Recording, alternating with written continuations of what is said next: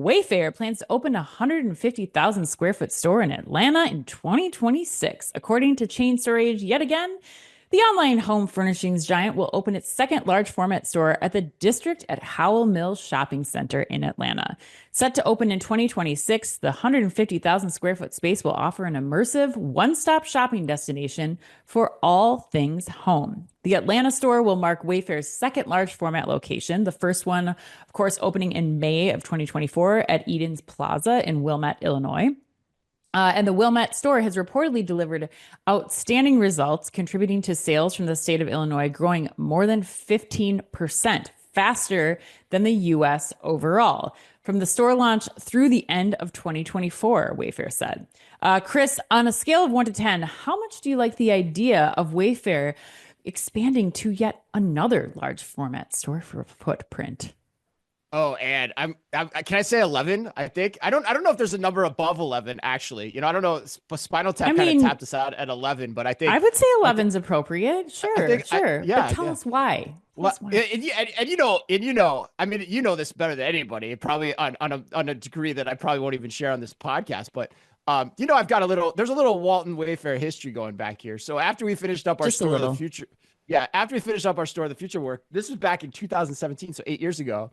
I met with Wayfair CEO Niraj Shah and talked to him about heading up his physical store efforts. And at the time, I'll never forget it, I was very bullish on them going after IKEA directly with a larger format store because of their distribution network and their expansive aesthetics that they could offer their consumer relative to IKEA. And he thought I was nuts. Like, he thought I was crazy. He literally laughed when I told him. Was it from that idea or just you and your personality?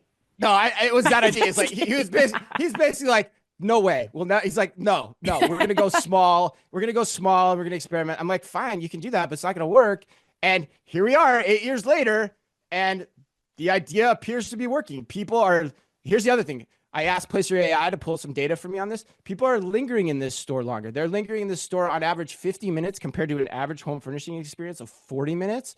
And it appears to be driving sales in Illinois, as you mentioned. And so why? And why was this the right way to go? Because furniture shopping, I've said this 1,000 times on the show, and I think you're finally coming around to it, Ed, because I know we've had some debate on this, but it's a big freaking chore that's built around the big moments in your life. And Wayfair has a ton of breadth and variety that it can offer to help people get this chore done. So keep in mind, here's the other point. Wayfair's sales base, I hadn't thought about this in a while. Wayfair's sales base is $12 billion. A 15% uplift from the right store concept on that base only adds to that. And so quite honestly, 15% feels low actually too, when you think about physical versus digital commerce, in the long run. So net, I love it.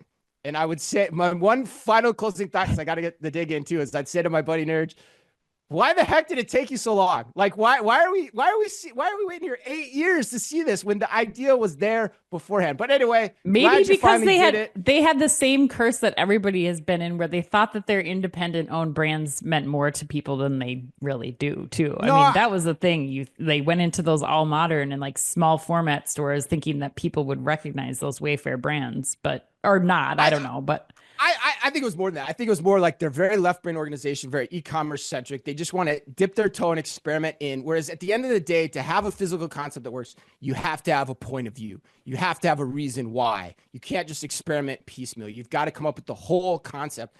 Sounds like they've done that. They're refining it. I can't wait to see it. You've seen it in Chicago. So, I mean, what's your take here? I think that the most important thing here, which is kind of, again, like just a no duh analysis, is that this fills a very important white space in the furniture market. If you are a person shopping for well-designed furniture, right now it's either IKEA, where you're getting cheap stuff that's not going to last a long time but looks good, or you're going in the opposite direction and you have, West Elm, Ashley Furniture, Restoration Hardware. Or you have to go to Marketplace really right now, like to get used versions of the high quality stuff. There's nowhere that you can go with confidence. Like, there's still a lot of people who will not buy a couch on Wayfair. Like, they just don't want it. They're not going to, it's still a price point that's high enough to not give them the confidence and the hassle, really. Like, the convenience is the second part. Like, not only is this stuff like assembled in most cases, like, or you just have to screw like legs on if you're thinking about like a Mhm. couch from Wayfair versus the IKEA alternative of spending the whole afternoon. Like, no, no, no, no. This is serving a need for well-designed furniture at a middle of the road price point, and it's more convenient. Like, you can take some of this stuff home same day. You also could return it to the store same day. Like, Mhm. it's no wonder that they're able to do a good business. That we're seeing a 15% increase in sales in Illinois alone. And then the last part too that I don't know for sure, but I'm curious, and we'll talk to Fiona Tan on my panel next week at Shop Talk. But I'm also wondering if they aren't able to now correlate data from in store, like somebody actually sitting on the couch with like the online reviews for something. Like, why didn't somebody buy the couch in the store, and why, or like, if the reviews were bad online, like people won't buy that thing. But like, how can they take the data from what people are experiencing and what their habits are, or what they're buying or not buying in store, and correlate that with what people are doing or not doing on the website? That's something that I wonder, like, as AI comes into the fold and helps people like distill this information, like, will they be able to improve their omni-channel operation overall because they have both data sources to support, how the sales or lack thereof of their Mhm. products? Yeah, and I can tell you don't even need AI for that. I mean, I was doing that back at Target with a project called Digital Denver, where we just did showroom of lawn and patio furniture, and the items that we Yeah. put in the store immediately exploded online. So yes, you should be able to correlate your data for what you're showing in store. And if it's not getting a bump online, get it the hell out of the store as quickly as Right. possible and replace it with something else. So yeah, there's so many smart ways that, a store can amplify your experience. The one caveat I'd have about the story is like the 15% sales lift on why the store is working seems a little bit thin to me.